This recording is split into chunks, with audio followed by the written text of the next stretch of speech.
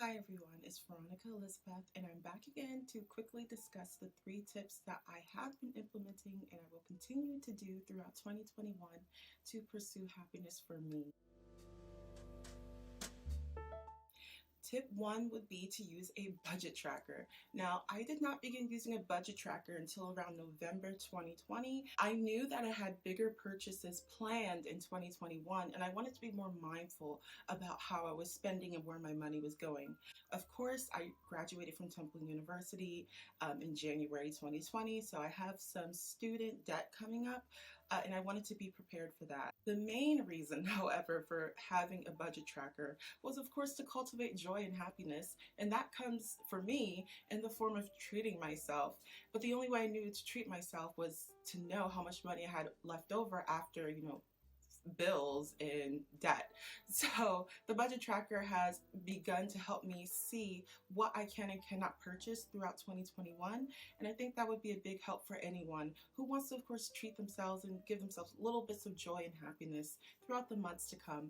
To track my budget, I am using a free Google template that I downloaded from the internet, and I can link it down below if it's helpful. But just so you know, I did edit it and trim it down to fit my budget needs because it was very, very detailed. I just wanted to know where the money was going out and where the money was coming in and how much wiggle room I really had to go, spending on things that bring me happiness. 2 would be to spend some time with yourself. And I know that sounds ridiculous considering we're still bubbling in quarantine and most of us have spent holidays alone. But when I realized that throughout quarantine, throughout the summer and even now, it's now December 2020, um, I spent a lot of time alone, even though I was with family. I spent a lot of time in my room doing work remotely, also doing creative work for my clients, and also preparing for the next steps for college, like grad school, and just doing all the necessary things that I needed to do in terms of work. However, I realized that because I had so much free time on my hands, I have the entire work week and I can finally, get everything I need done in the beginning of the week. I found the work I was doing to prepare for the next week bleeding over into my weekends because there was essentially nothing else to do. I wanted to keep myself busy. I wanted to keep myself distracted because thinking about what I can do and what I can't do was very depressing. A lot of my free time when I wasn't working was spent being upset or sad about the state of the world, about the people who, were in worse positions than me. Although I am a Black woman in America, I can recognize the privileges I do have as a young woman who did have a home to return to after school and after the shutdown, who does have a roof over her head, who does have clothes on her back and food in her stomach. And there's a lot of people who did not have those small things throughout quarantine and even now. I can recognize that, but still I was upset about those small things, no matter how big or small they may seem to you. And I realized that all of that free time is spent worrying or stressing, that when I was really alone, I really was filling that alone time with things that were out of my control. So instead, throughout 2021, when I have the privilege or when I have the time to spend some time on my own, I'm going to cherish it and do some introspection. This idea did come to me when I was able to spend some time on my own. I got to think about the relationships and the bonds I have with my family and my friends. How can I make those bonds stronger? Who do I need to cut out in 2021? Doing that work and that introspection helps you become a better person, helps you know who you really are. So throughout 2021, I'm definitely going to cherish the times and the opportunities I have to really spend time by myself to get to know myself better and also to be a better person to the people that I know. My third tip, and I want to say this is the most exciting tip, is to do something you've always talked yourself out of doing. For me, that was painting. I was always surrounded by art growing up. I have family in New York who are artists and sculptors and art collectors. I have an older sister who is a working artist. So it's always sort of been wrapped around my life.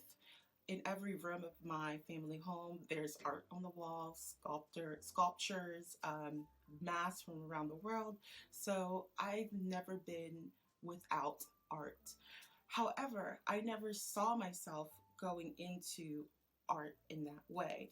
I did do some baking throughout high school and undergrad that allowed me to pay for odds and ends. I love baking and decorating, but I never saw it as art in that way. I never saw myself as a traditional artist. I never put pen to paper. I never put brush to canvas. I never saw myself as an artist, more as a creator of some sort.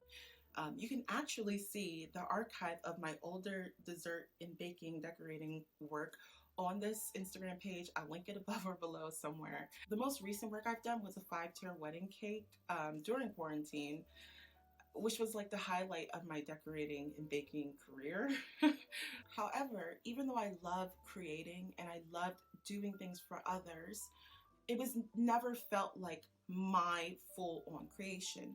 I was always working in service of someone. I was always giving my creation away. Of course, that brought me a lot of joy seeing someone happy and meeting their expectations, but they've always bought me a reference photo, or it was always a combination of my vision and their vision together to create what they wanted.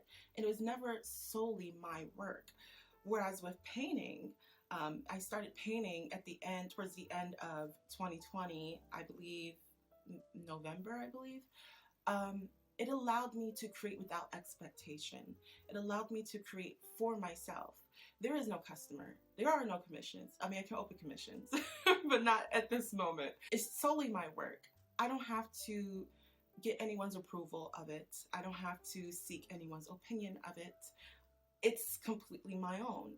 So it's brought me a lot of happiness, and I cannot wait to continue investigating the skills that I'm developing and the images that I'm creating throughout 2021. I wholeheartedly believe that you doing something that you've always talked yourself out of, whether it be painting or sculpting or pottery or even baking and cooking. I know there was a lot of people who were excited to bake bread throughout quarantine, and I know it brought them a lot of happiness. So why can't it bring you the same thing?